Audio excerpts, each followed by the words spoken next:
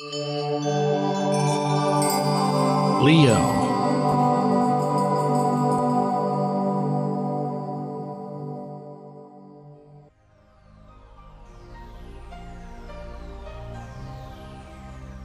Hello Leo, this is your forecast for October 2014, and we have a super month with 2 eclipses here filling your chart, and we're going to go a little bit more into detail exactly what those 2 eclipses will be doing for you. But we're starting off here with where the Sun and Venus is this month, and it is in the area of communication, which is going to be quite prominent. I'm seeing that there is a lot of great talks that are going to come in that is going to harmonize with you, and where you're going to be allowed to really take center stage. So if there's any kind of meetings that you're having back-to-back throughout the month, it should all be very positive, very, very good. I'm seeing the self-expression coming out of the gazoo here with you, because we have Jupiter now in that area of the 1st house, which is your personality. So you're extra radiant, you are open, you're warm, you're generous. Jupiter is expanding that whole heart area of Leo. And we have on the other side of this Sun-Venus, we have Mars. Mars is your motor, it's your drive, your ambition, and it's in the area of creativity, self-expression, all the things of arts and also creative projects. So you're going to be quite busy, but happy busy. You're actually breaking through, and especially after this full moon here, the lunar eclipse of October 8th, which is called also the harvest moon. So go out and watch it. It's going to be big, beautiful, and blood red. And so for you, you're going to be achieving a sense and a feel of freedom, of liberation, breaking through. And also, I'd like to say, spiritual enlightenment, intuition, and so forth, grand ideas can be coming to you here on October 8th. Now this full moon lunar eclipse will be in the area of the 9th house, higher understanding. It's also travel, long distance travel. If you are, it should be a fantastic travel journey for you. Any foreign people at this time can come to behoove you and back you, maybe in one of your creative projects. So if you're working with anybody overseas, well, good for you. If you're coming into any contact with a foreign person, well, they also can come in and be quite helpful for you here this month. Now this full moon, this lunar eclipse, not only is it powerful, holding the punch of 3 full moons in itself, but it is also conjunct Uranus. And Uranus is the planet of the unexpected. And so some of you might have been working, have had a certain idea or goals that you've been working at, but then the solution, or perhaps even the key that's going to open the door, might come in a way that you hadn't really anticipated. So expect the unexpected here on the 8th, just to see what it's going to do for you. But Uranus is in good shape from all other aspects, so it's not hindered in any way. We have a small prelude to it. The day before this eclipse, the Sun and Uranus will be opposed to one another, so it might just be you wondering, you know, what to do, what decision to make.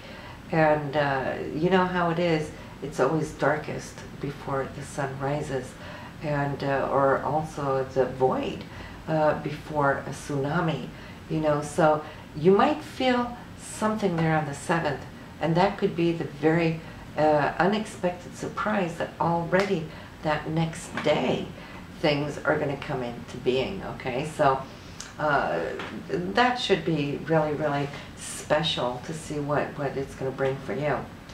Not only that, but this beautiful trine that we're having here at the same time is between Mars, Jupiter, and Uranus. All 3 of them are working together for you to lift and raise your level and understanding of your own talent, skills, and creativity, to not hold back. It's time to unleash these forces. And let me tell you though, if you do, and you take these right steps in this first week to 10 days of October, you are going to celebrate the rest of the month, because as we get into October 14th, mid-month there, all the personal planets are all coming together for a super party. We have Venus, Mars, Mercury, we got Jupiter involved here. All of them here coming together in harmonious aspects, one way or the other, straight through all of these days to open up doors, to celebrate. I feel for you, a lot of this communication is going to be in focus. I'm also seeing that your children may also good news coming to them, or some of you might even be getting having a new born child to the family, or a grandchild could be as well. But anything here now can happen for you. We have on the 23rd, the second eclipse. This is a partial solar eclipse. For you, this is going to be in the 4th house, the area of home, where you live, how you live, and also how you see yourself on the inside. It's your past, the conditioning of your past may come up to the surface, and it's going to be rather deep and felt into your core, because it's in the sign of Scorpio, and Scorpio will always go very deep like this laser beam and pinpoint to you those things that are important to you at the very root of your nature. Mercury is there, so communication in the area of home, family members and so, and also Saturn has been working in this area. So a lot of you have been working on your foundation to get things up and running. Not just the foundation of real estate, you know, where you live and how you live, but also putting down a foundation upon where now you can spring up from over the next 14 years. The 4th house is always here at the bottom of the chart, and here's when we really rise to the top of our chart, which will be 14 years from now. But you're already 2 years into it. So December is going to move you out of this area, and you will feel that a lot of the groundwork you've been doing is then now already completed.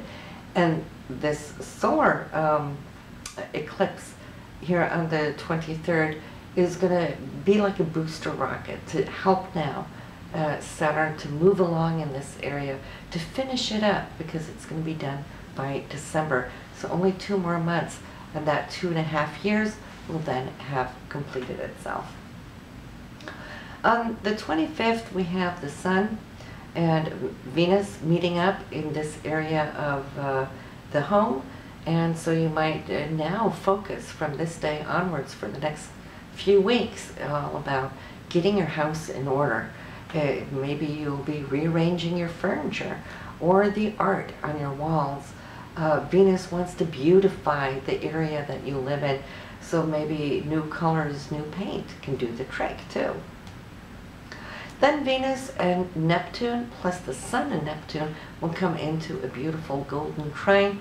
They're 27th, 28th, so that brings both the essence of you and also the love that you're holding in your heart will also come together in something of a magical way. A little bit dream state feel to it. Now you have Neptune in the house of intimacy, so the Venus and the Sun will be joining up here from the area of your roots. Something that's really important to you will now be expressed and worked with, all right? So I think things have been kind of falling into place there mid-month, 3rd week. Then by the very end of the month, well, then I feel these conversations that you're going to be having is really going to hone in on that very, very intimate part of who you are on the inside. Now, I'd also like to say it's a very driven month here with Mars. Mars is in your creative house in the sign of Sagittarius. So you're really driving towards new goals. May not even be new goals, but you're keeping your eyes on that horizon, which is really now picking up speed. Mars was so slow for so many months, right? But you're picking up speed, and you're seeing now how things are really coming together super fast, And there is also a lot of psychic energy this month, so listen to your intuition. This is also now when Venus is going to be moving into Scorpio. It gives us that very deep intuitive nature, and of course this is also powered up by the new moon and that solar eclipse, because they're conjunct there together on that 23rd. So whatever you start up there on the 23rd, that's where we're placing our intentions, and you will see how this is going to have like the power of 3 new moons all together.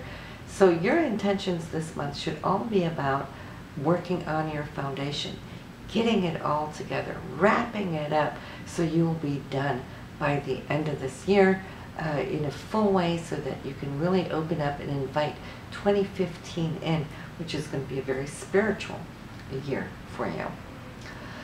So this is pretty much what we have for you here now in October. I will see you in November, but do listen to your moon and rising sign, as you'll see all of these energies now where it's affecting you between your communication, your home, your creative aspects of your creative projects. They're all now melting and merging, becoming one, lifting and rising here, Leo. It's a month definitely where I feel it's a blessing from above. It's more like heaven is coming for a visit, and there's a lot of angels in disguise around you because it's coming together. There's not even a cloud on the sky here for you. So have a good one. I will see you next month. Bye now.